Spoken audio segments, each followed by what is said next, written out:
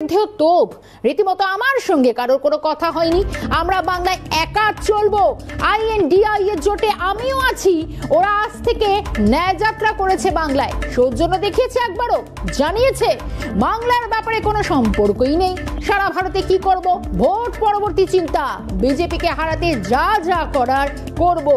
একেবারে কড়া প্রচ্ছন্ন হুঁশিয়ারি কংগ্রেসকে, আমরা বাংলায় একলা চলবো।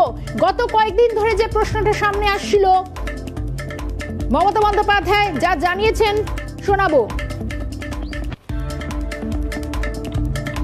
কারোর সাথে আমার কোনো কথা হয়নি এবং আমি প্রথম থেকে প্রত্যাখ্যান করেছি।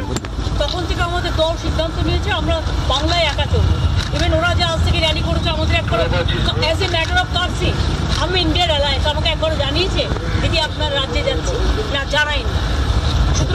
যোগাযোগ রাখছেন প্রতিনিয়ত অর্থের জন্য বিভিন্ন কারণে, তিনি কতটা নিরাপদ? তার কি মোবাইল ট্র্যাক হতে পারে?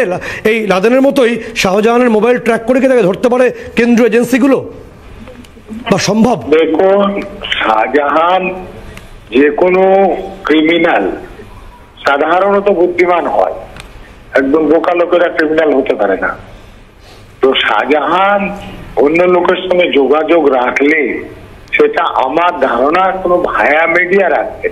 যেমন আমি বলছি, এটা অভিযোগ ছিল যে সুদীপ্ত সেনরা যখন কোথাও লুকিয়েছিলেন, মমতা ব্যানার্জি বলেছিলেন যাবে কোথায় উত্তরে আছে, তখন সুদীপ্ত সেনের সঙ্গে মুকুল রায়ের অনবরত যোগাযোগ ছিল এবং মুকুল রায় মমতা ব্যানার্জির সঙ্গে যোগাযোগ করছিলেন। অতএব সুদীপ্ত সেন মমতা ব্যানার্জির সঙ্গে যোগাযোগ করেছে আপনি বলতে পারবেন না, কিন্তু মুকুল রায়ের মাধ্যমে যোগাযোগ ছিল বলে অভিযোগ। তো এইরকম শাহজাহানও তো অপরাধী লোক, অতএব সে যোগাযোগ করলে আমার ধারণা এরকম কোনো কারো মাধ্যমে করবে, সরাসরি করবে বলে আমার মনে হয় না। বলো।